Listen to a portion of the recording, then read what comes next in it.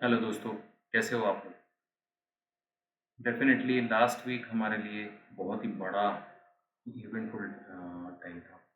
और एक वीक में ऑलमोस्ट हम लोग अगर देखेंगे तो लोगों को अगर 21,300 से लेके मार्केट ने 23,300 तक का मूव किया है।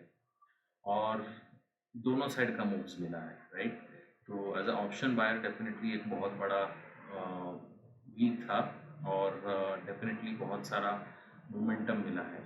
लेकिन अब ये जो कैंडल फॉर्म हुआ है ये मुझे एक वीकनेस का कैंडल कहीं ना कहीं दिखाई दे रहा है, राइट? ऑन वीकली चार्ट्स, तो वीकली चार्ट्स में कि हैंगिंग मैन जैसे कैंडल बना है, राइट? और यहाँ से पॉसिबल है कि अगर ये हाई निकालता है तो डेफिनेटली हम लोग एक बहुत बड़े मूव की तरफ जाने वाले हैं। या फिर वो भी पॉसिबिलिटी हो सकता है कि यहाँ से मार्केट वापस रिवर्सल करे। इसमें प्रॉब्लम ये होता है, अब यहाँ पे अगर साइकोलॉजी आप समझोगे कि जो हम लोगों ने एग्जिट पोल के बाद में लास्ट मंडे को जो एक मूव मिला था, राइट? अगर हम लोग डे चार्ट देखेंगे तो डे चार्ट में भी एग्जैक्टली हैंगिंग मैन जैसा एक फॉर्मेशन हुआ था और यहाँ से बहुत ही बड़ा गैप अप हम लोगों को मिला था, जो ऑलमोस्ट सम 700-800 पॉइंट्स का था। और उसके बाद में हम लोगों को मिला था एक बहुत ही बड़ा रेड कैंडल, राइट? जो ओपन ही डाउन हुआ था, उसके बाद में रिकवरी लास्ट क्लास में आया था थोड़ा बहुत, जो ये सपोर्ट लेवल्स तक वापस लेके गया था। एंड उसके बाद में हम लोगों को दो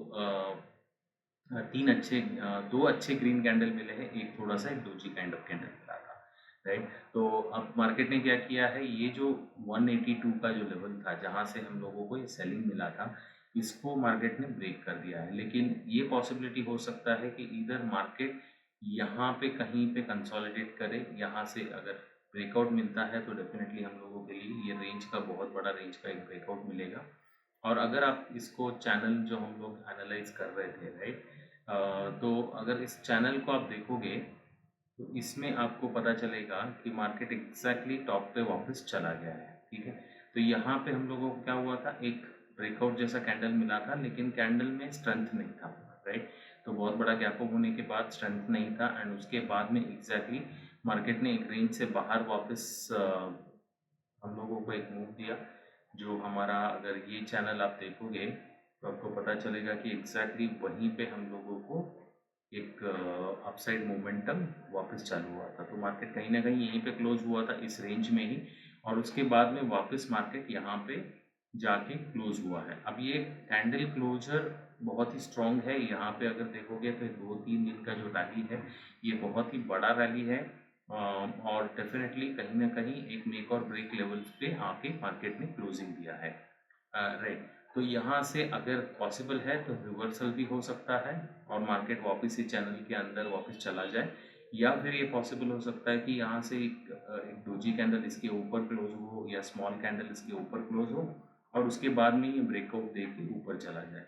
बट जनरली अगर बड़ा ट्रेंड देखोगे तो अभी भी ये बुलिश है, लेकिन ये कहीं ना कहीं एक बहुत बड़ा मोमेंटम अभी भी पेंडिंग हो सकता है। कहीं एक डाउन मूव भी आ सकता है, कहीं एक चैनल के हिसाब से एक अपसाइड ब्रेकआउट भी हो सकता है। अगर ब्रेकआउट आएगा तो डेफिनेटली अगर आप एक लॉजिकली सोचोगे तो यहाँ से कॉल बाइंग चालू हुआ है, ठीक है? ऑलमोस्ट यहाँ तक जाके कॉल बाइंग का कहीं ना कहीं लास्ट वीक में क्लोजर हुआ है। तो इसमें प्रॉब्लम ये होता है कि कॉल के प्राइसेस जो है ऑलरेडी शूट अप होते हैं। अगर कहीं ना कहीं राइटर्स अगर इस चीज़ को ये कर रहे होंगे तो डेफिनेटली आपको कहीं ना कहीं एक बड़ा ये दिखेगा कि कॉल साइड के प्रीमियम्स बहुत ही ज़्यादा बढ़ गए हैं और डेफिनेटली एक कंसोलिडेशन और नेक्स्ट वीक हो सकता है कि पूरा का पूरा कंसोलिडेशन इसी रेंज में हो जाए, राइट? तो वो भी पॉसिबिलिटी है कि कहीं ना कहीं कॉल प्रीमियम्स को एडजस्ट करने के लिए यहाँ पे एक मोमेंटम रेंज में हो जाए, या फिर यहाँ से कहीं ना एक रिवर्सल हम लोगों को मिल जाए जो वापस कहीं ना कहीं 22,600 22,700 के आसपास हो जाए। लेकिन अगर आप इस साल का अगर पूरा एनालिसिस करोगे तो आप देखोगे कहीं ना कहीं मार्केट एक रेंज में एक अपसाइड तो जा रहा है, लेकिन क्या हो रहा है कि ऊपर जाके नीचे आ रहा है, रिट्रेसमेंट दे रहा है, वापस ऊपर जा रहा है, वापस रिट्रेसमेंट दे रहा है, वापस ऊपर जा रहा है, वापस रिट्रेसमेंट दे रहा है। और वहाँ से वापस अब ये जो आप मूव देखोगे तो ये कहीं ना कहीं इसको ये कंप्लीट करना था यहाँ से, जो एक्चुअली यहाँ पे कहीं ना कहीं ट्रैप हो गया था। ठीक है। अब अगर आप FIS का पोजीशन देखोगे तो जनरली ये हो रहा है आज के ट्रेंड में कि FIS जहाँ पे भी बाई कर रहे हैं वहाँ से मार्केट रिवर्स हो रहा है, और जहाँ पे वो सेल कर रहे हैं वहाँ से वापस मार्केट रिवर्स हो रहा है। तो डेफिनेटली ये FIS के हिसाब से मार्केट अभी नहीं चल रहा है, और तो एनालिसिस करने में कोई मतलब नहीं है। अगर OI डेटा हम लोग देखेंगे तो डेफिनेटली कहीं ना कहीं 23,300 और पे एक थोड़ा सा छोटा सा रेजिस्टेंस है, और 23,400 के आसपास एक मेजर रेजिस्टेंस है। तो कहीं ना कहीं ये रेंज मार्केट कहीं ना कहीं दिखा सकता है। 23,200 पे एक अच्छा खासा सपोर्ट है, तो डेफिनेटली 23,200 के आसपास कहीं पे भी मार्केट मिलता है तो एक बाइंग अपॉर्चुनिटी बन सकता है, और 23,400 के आसपास आता है तो ये एक रेजिस्टेंस की तरह काम करेगा। डिपेंडिंग ऑन करंट ट्रेंड के हिसाब से ब्रेकआउट भी हो सकता है, राइट। तो कहीं ना कहीं जहाँ पे मार्केट इलेक्शन से पहले था वहाँ पे वापस मार्केट आया, वापस वहाँ से एक ब्रेकआउट की तरफ मार्केट जा रहा है। तो ऑप्शन चेन के हिसाब से हम लोग अभी कंसिडर कर सकते हैं कि 23,200 से लेके 23,400 तक का एक रेंज बन सकता है। अगर हम लोग बैंक निफ्टी का चार्ट देखेंगे,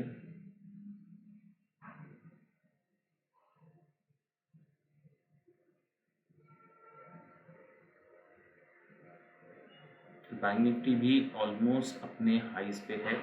कहीं ना कहीं एक अच्छा रिकवरी मिला है हम लोगों को लोअर लेवल से, लेकिन बैंक निफ्टी अगर आप देखोगे तो ये कहीं ना कहीं एक चैनल के अगेन, ये एग्जैक्टली ये चैनल के अगेन टॉप पे आ चुका है, और जहाँ से हम लोगों को एक डाउन मूव मिला था, तो एक्चुअली जो मार्केट ने मूव किया है एग्जैक्टली ये चैनल के हिसाब से ही मूव किया है। इसमें ज़्यादा कुछ हम लोगों को बहुत बड़ा ये नहीं हुआ है, लेकिन यहाँ से अगर ये ब्रेकआउट देता है तो एक अच्छा खासा ब्रेकआउट हो सकता है। लेकिन बैंक निफ्टी के लिए प्रॉब्लम अब ये होगा कि 50,000 का लेवल है जो एक ट्रेंड लाइन का रेजिस्टेंस जैसे काम करेगा, और दूसरा लेवल है 51,159। तो ये 1000 पॉइंट्स के अंदर ही कहीं ना कहीं एक मार्केट कंसोलिडेट कर सकता है अगर ये ब्रेकआउट देता है। अगर ये ब्रेकआउट 51,100 के ऊपर अगर ये ब्रेकआउट देता है तो डेफिनेटली एक बहुत बड़े रैली के लिए मार्केट रेडी हो जाएगा। लेकिन यहाँ से एक रिवर्सल के चांसेस भी है। लेकिन बैंक निफ्टी का अगर आप देखोगे तो स्ट्रेंथ एक्चुअली बहुत ही कम है। यहाँ से तो इसने अच्छा खासा स्ट्रेंथ से मूवमेंट दिया था, लेकिन कहीं ना कहीं हम लोग अगर देखेंगे तो यहाँ पे जाके इसका मोमेंटम थोड़ा छोटा हो गया है, राइट। तो डेफिनेटली एक ब्रेकआउट के हिसाब से कहीं ना कहीं कंसोलिडेशन होना ज़रूरी है। अगर ब्रेकआउट भी होना है, ये स्ट्रेट अवे ऐसे तो नहीं जाएगा कि ये ब्रेकआउट होकर यहाँ से चला गया। अगर ब्रेकआउट करके यहाँ भी जाएगा तो वापस यहाँ से एक रिट्रेसमेंट के लिए वापस आएगा, जो एक टेस्टिंग के लिए 50,000 के आसपास एक टेस्टिंग के लिए आएगा। उसके बाद में हम लोगों को ब्रेकआउट मिल सकता है। तो कोई भी इमीडिएट अप मूव के हिसाब से मैं ट्रेड नहीं करूँगा। कहीं ना कहीं कंसोलिडेशन के हिसाब से बैंक निफ्टी में हम लोग एक देख सकते हैं, राइट।